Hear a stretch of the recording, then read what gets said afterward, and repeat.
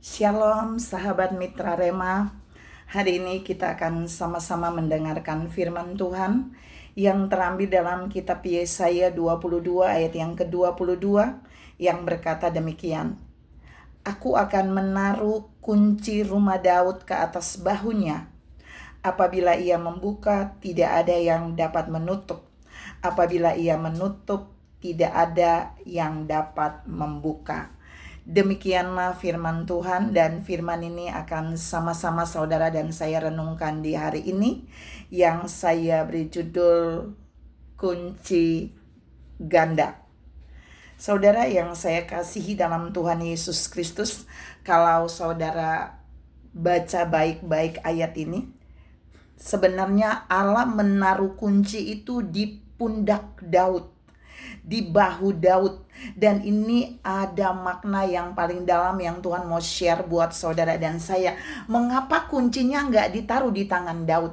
Mengapa kuncinya nggak ditaruh di pinggang Daud? Tapi kunci rumah Daud itu diletakkan di atas bahu Daud. Ada 3 poin yang Tuhan mau share hari ini buat saudara dan saya. Yang pertama, Tuhan menaruh kunci itu di pundak Daud. Itu bicara tentang otoritas Tuhan yang Tuhan berikan melalui kunci itu kepada Daud untuk melakukan 2 hal yang ganda tadi saya katakan. Daud bisa membuka, tapi Daud juga bisa menutup. Saudara yang saya kasihi dalam Tuhan Yesus Kristus, ada orang bisa membuka sesuatu, tapi dia nggak bisa nutup.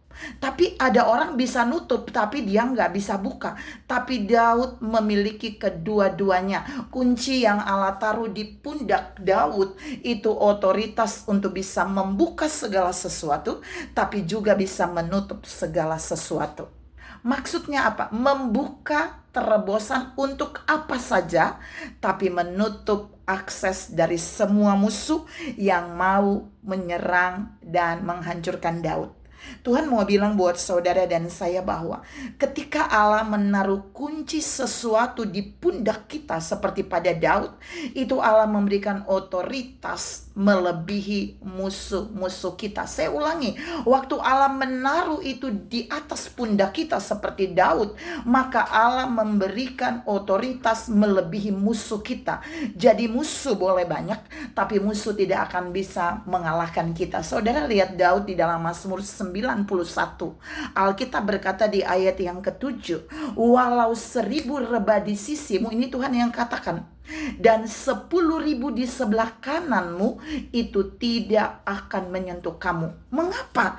Karena Daud punya otoritas mengalahkan 10.000 orang dan 1.000 orang tadi. Itu masih kecil kekuatan Tuhan, otoritas Tuhan pada Daud. Mengapa? Karena kunci itu Allah berikan di pundak Daud. Dia bisa mengalahkan semua musuhnya ketika Allah membuka terobosan bagi dia. Saudara yang saya kasih dalam Tuhan Yesus Kristus, waktu Allah memberikan kita kunci otoritas dalam sebuah pelayanan kelompok, pelayanan keluarga, pelayanan masyarakat, pelayanan di dalam pekerjaan, dan pelayanan gereja, perhatikan, otoritas yang Allah berikan bagi kita tidak bisa dikalahkan oleh musuh sehebat manapun. Bahkan musuh sebanyak apapun tidak akan bisa mengalahkan otoritas yang Tuhan taruh di pundak kita. Yang kedua, waktu Tuhan menaruh kunci rumah Daud itu, kunci itu di atas bahu Daud. Yang kedua itu artinya Tuhan mempercayai Daud lebih dari yang lain. Tuhan bisa berikan kepada yang lain zaman itu, tapi kok Tuhan berikan kepada Daud? Karena Daud adalah orang yang dipercaya oleh Tuhan. Jadi yang pertama, dia diberi otoritas melebihi semua musuhnya. Yang kedua, dia diberikan kepercayaan melebihi semua yang ada di zaman itu. Sehingga Allah menaruh kunci itu di pundaknya. Allah tahu di tangan Daud pasti aman. Allah tahu kunci itu waktu Allah berikan kepada Daud, Daud akan menggunakannya untuk kemuliaan Tuhan. Terbukti, Daud membangun pondok Daud, dan itu menyenangkan Tuhan, itu memuliakan Tuhan. Yang terakhir, yang keempat, Kunci itu Allah taruh di pundak Daud untuk melakukan dua hal ganda tadi yang tadi saya katakan, bisa membuka dan bisa menutup. Ini berbicara tentang terobosan ilahi. Jadi waktu Allah taruh kunci itu di pundak Daud, Allah menaruh otoritas untuk dia memainkan kunci itu, untuk dia menggunakan kunci itu sesuai dengan apa yang Allah berikan bagi Daud. Daud bisa buka apa saja dan Daud bisa menutup apa saja, tapi Allah percaya kepada Daud. Ini bicara Allah tahu bagaimana Allah memakai Daud untuk melakukan banyak terobosan ilahi, sehingga musuh takjub dan tunduk pada apa yang Allah kerjakan melalui Daud. Saya mau tutup bagian renungan ini. Saudara boleh lihat Daud mengalahkan Goliat. Kenapa semua orang tidak bisa mengalahkan Goliat? Karena mereka tidak diberikan kunci ini. Mengapa anak-anak Isai yang lain tidak bisa mengalahkan Goliat? Padahal dia adalah orang-orang yang pandai berperang. Daud nggak pernah turun di medan perang seperti kakak-kakaknya.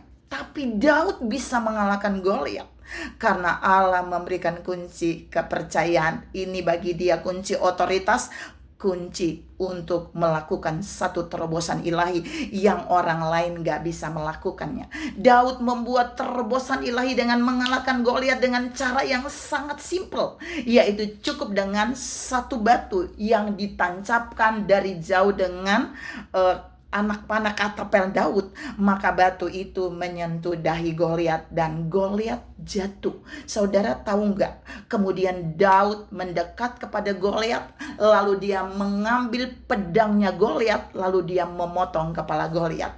Saudara perhatikan, Daud tidak mematikan Goliat dengan pedangnya. Dia cukup menjatuhkan dengan batu umban yang dia ambil, dan kemudian dia mematikan Goliat dengan pedang Goliat sendiri.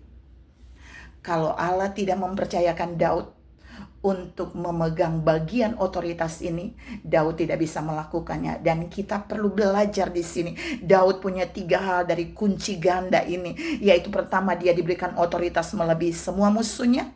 Yang kedua, dia diberikan kepercayaan melalui semua orang. Dan yang ketiga, dia diberikan terobosan untuk hal-hal yang ajaib yang semua orang gak bisa melakukannya. Saudara yang saya kasihi dalam Tuhan Yesus Kristus, hari ini Tuhan mengajar kita bahwa waktu dia memberikan kita kunci seperti dia memberikannya kepada Daud di atas bahu, itu tanda dia percaya kepada kita, itu tanda dia menaruh otoritas pada kita, dan itu tanda dia siap melakukan terobosan ilahi melalui kita. Tuhan memberkati saudara berlimpah. Salam menerima kunci Tuhan di atas bahu kita. Amin.